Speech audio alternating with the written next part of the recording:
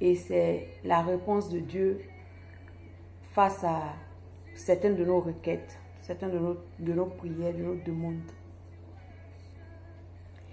Et il me semble que pour nous chrétiens, c'est un problème pour nous de nous soumettre à la souveraineté, à l'autorité de Dieu. C'est un vrai problème. Parce que à écouter certaines personnes, c'est comme si Dieu doit se comporter comme un yes man. C'est un béni oui oui. Il dit oui à tout ce qu'on demande. C'est bon, c'est pas bon. Il n'a pas son mot à dire. Il doit juste obéir en fait. C'est ce à quoi ça finit par ressembler. Nous avons tous appris de nos parents à dire s'il te plaît, merci. Et quand on était enfant, on voyait ces formules de politesse là comme des phrases, des mots magiques. Parce que quand tu dis s'il te plaît, ton papa ou ta maman font et puis bon, on te donne ce que tu veux. Donc je pense qu'on a, on a déporté cette manière de fonctionner là dans notre marche aussi avec Dieu. Chez moi, j'insiste vraiment sur le merci.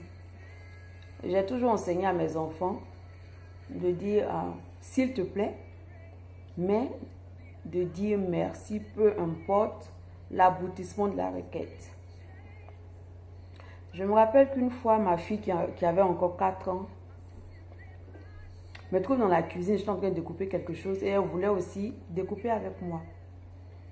Et je lui ai dit non, le couteau c'est dangereux, c'est pas pour les enfants, tout et tout. Elle me dit mais maman, moi je suis une grande fille, j'ai 4 ans.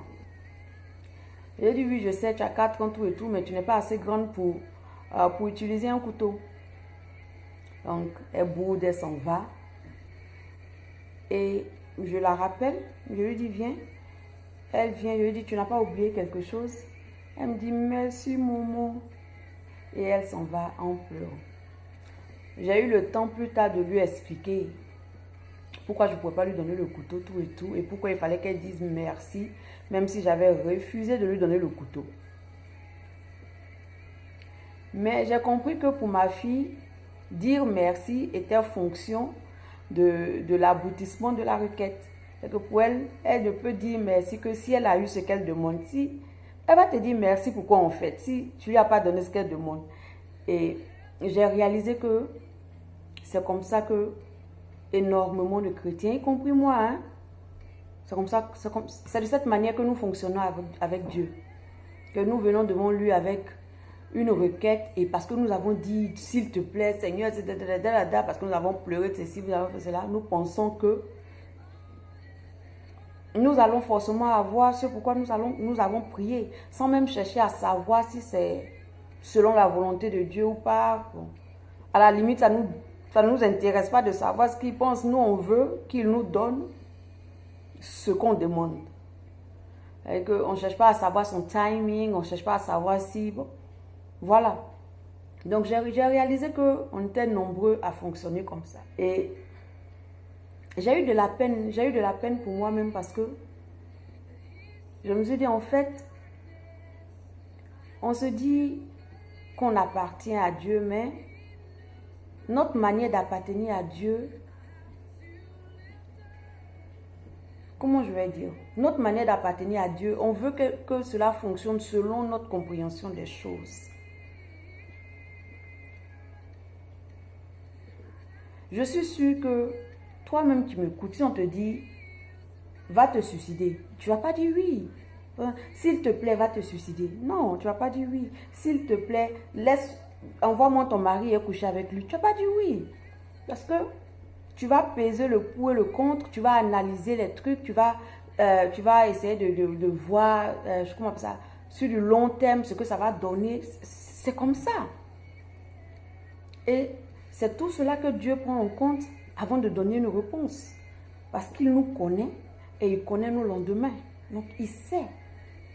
Mais ça ne veut pas dire que parce que tu n'as pas eu ce que tu voulais, tu ne peux pas dire merci à Dieu. Parce que de toutes les manières, non, c'est aussi une réponse. Si tu as posé une question et que Dieu a pris le temps de te répondre, même si c'est par un non, tu dois dire merci Seigneur.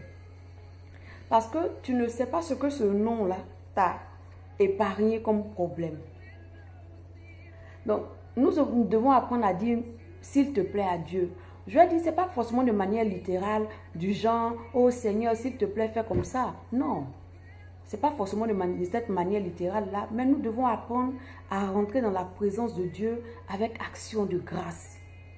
Avec assurance certainement, mais avec humilité.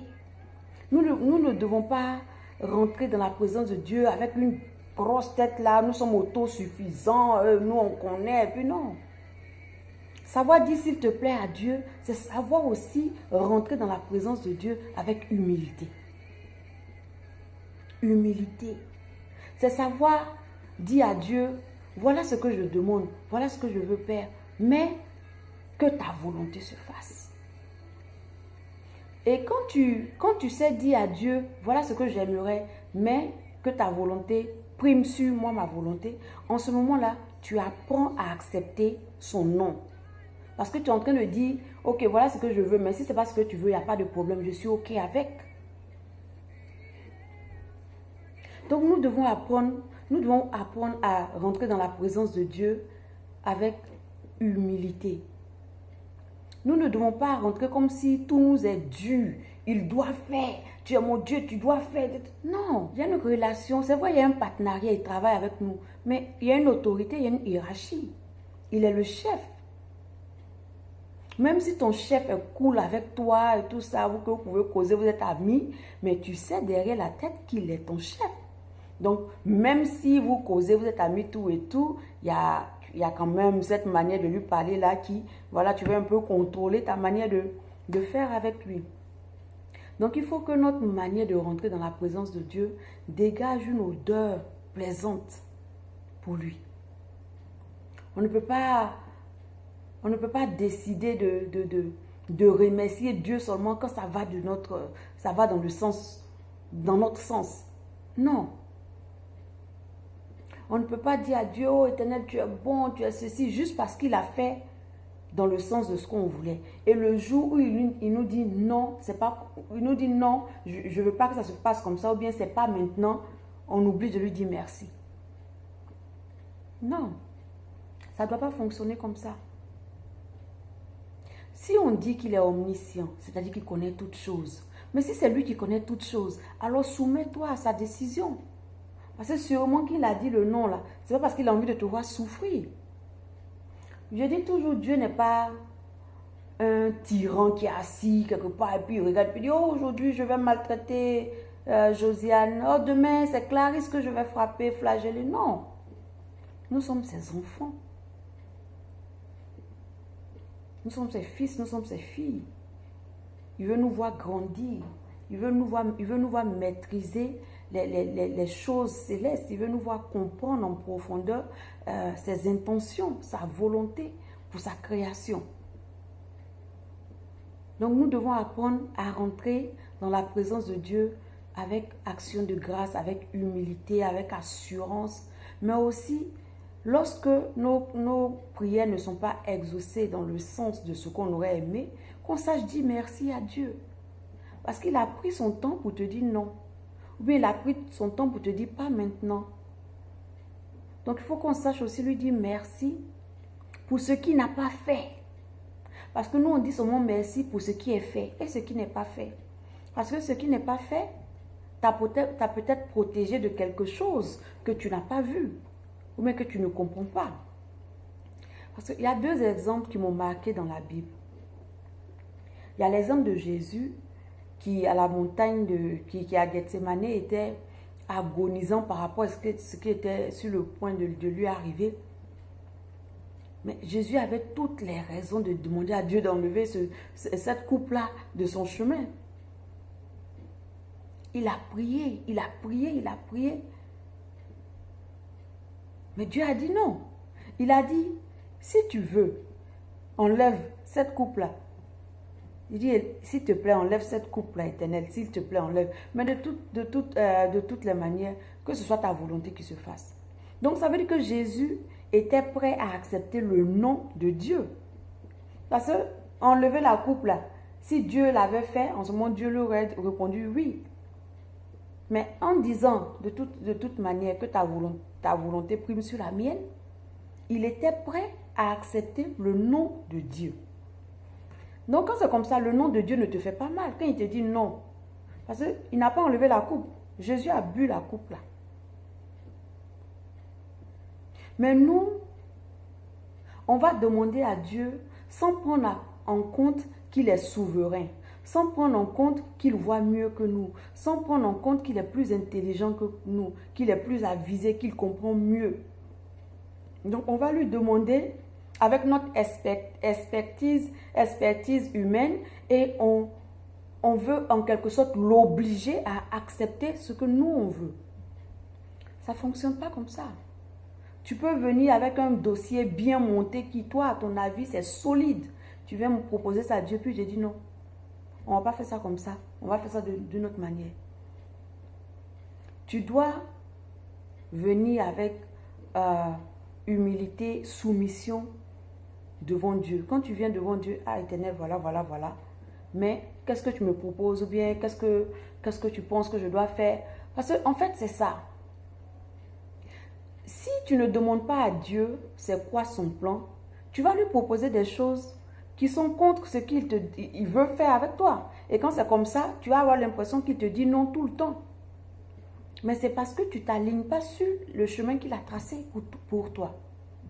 Donc, c'est de venir à Dieu avec nos questions, nos requêtes, nos demandes, tout et tout, mais en sachant que il sait mieux que nous ce qui est bon pour nous.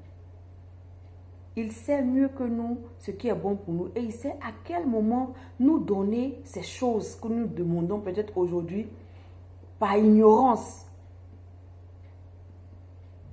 Il y a aussi Paul qui a prié. La Bible nous dit dans 2 Corinthiens 12, 8 que Paul a prié 3 fois le Seigneur pour que le Seigneur éloigne quelque chose de lui. Et Dieu lui a dit, ma grâce te suffit. Donc ça veut dire quoi? Dieu lui a dit non, je n'éloigne pas. C'est là, allons-y, continuons le chemin. Dieu peut te dire non. C'est pas parce qu'il ne peut pas faire. Mais c'est parce que ce n'est pas bon pour toi. Peut-être qu'aujourd'hui, toi, tu vois ça bien. Mais tu ne sais pas dans 2 ans, dans 3 ans, ce pourquoi tu es en train de prier présentement peut provoquer dans ta vie.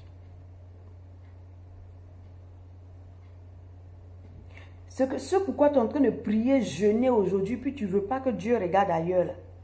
Tu ne sais pas si dans une semaine même, si tu as eu ça, tu ne sais pas ce que ça va provoquer. Tu ne sais pas où ça va te mener. Tu ne sais pas à quoi ça va. Tu ne sais pas.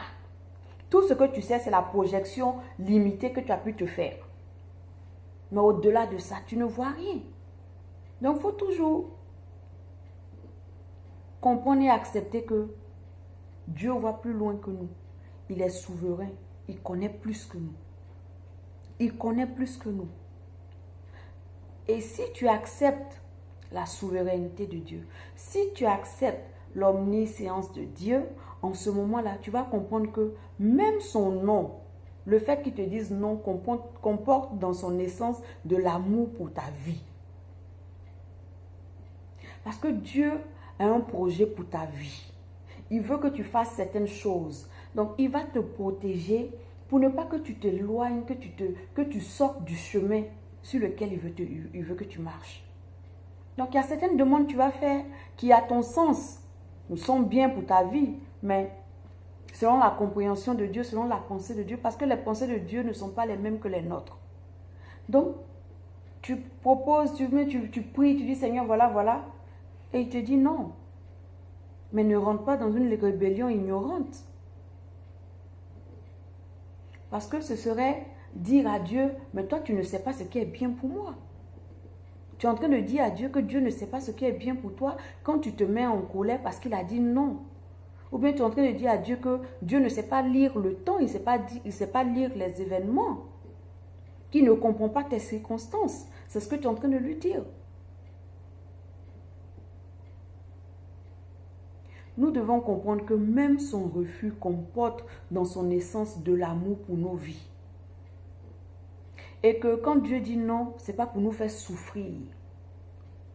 Mais nous devons savoir que même si le non qu'il a dit là est douloureux, c'est pour notre bien. C'est pour notre bien. Il sait pourquoi il a dit non, même si nous ne comprenons pas encore, lui, il sait. Donc, c'est quelque part savoir faire confiance. Avoir cette assurance que ce Dieu que j'ai décidé de suivre et de servir, il sait. Il veut mon bonheur. Comme il a dit, il a des projets de bonheur pour nous. Donc, c'est d'accepter qu'il sait. Même si on ne comprend pas, même si ça nous fait mal, d'accepter que ce qu'il fait là, il sait pourquoi il a fait et il sait comment il va arranger les choses.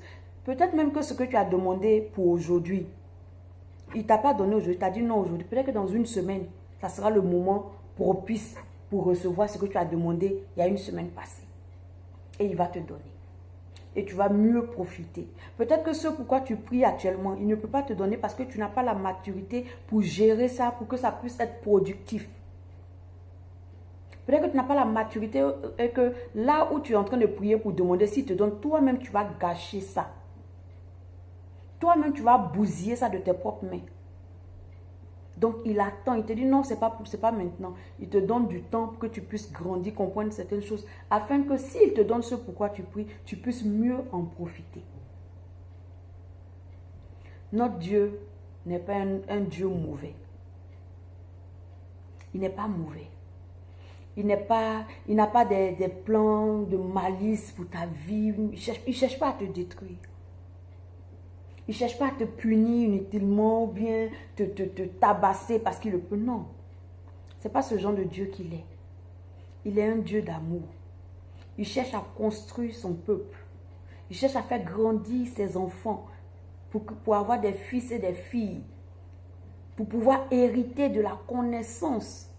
Pour pouvoir hériter des mystères de son royaume. Amen. Je veux que tu comprennes quelque chose. Dieu peut te dire non. Et même s'il te dit non, apprends à lui dire merci pour le non qu'il t'a dit. S'il te dit pas maintenant, attends encore un peu, dis merci. Merci Seigneur parce que tu as dit pas maintenant. Si tu pries pour un sujet et puis il fait comme s'il n'entend pas. Tu as prié, tu as jeûné. Il fait comme s'il n'entend rien. Il faut dire merci Seigneur pour ton silence. Parce que tu ne sais pas ce que ce silence-là comporte. Tu ne sais pas quelle protection ce silence a été pour toi. Tu ne sais pas de quoi ce silence t'a protégé ou bien ce qu'il a. Tu ne sais pas. Parce que tu n'as pas la capacité, tu n'as pas encore l'intelligence renouvelée assez, profondément pour comprendre certaines choses, pour savoir analyser, pour aller au-delà de ta petite intelligence-là. Il faut savoir dire merci. L'Éternel, j'ai prié pour ne pas que ça arrive. C'est arrivé. Merci. Tu sais ce que tu fais. L'Éternel, j'ai prié pour avoir ça. Tu ne m'as pas donné. Merci. Tu sais ce que tu fais. Tu sais pourquoi tu ne m'as pas encore donné. Mais je sais que tu as un plan merveilleux pour ma vie. Donc, je garde mes yeux sur toi au nom de Jésus. Je sais que tu vas faire pour moi ce que tu dois faire. Amen. Sortons de la rébellion inutile là. Arrêtons de nous comporter comme des gamins parce que Dieu ne nous a pas donné quelque chose, on est fâché, on s'en fait des conneries. Non. Ça, c'est des enfantillages. Mais quand tu deviens fils ou fille, tu arrives à comprendre certaines choses. Donc Dieu veut que nous grandissions dans sa présence, dans la compréhension de ses silences. Il veut que tu apprennes à interpréter même ces silences. Il veut que tu apprennes à comprendre. Quand il dit non, comprends pourquoi il a dit non. C'est la volonté de Dieu pour toi, que tu grandisses en connaissance, que tu sortes de l'ignorance qui te tue.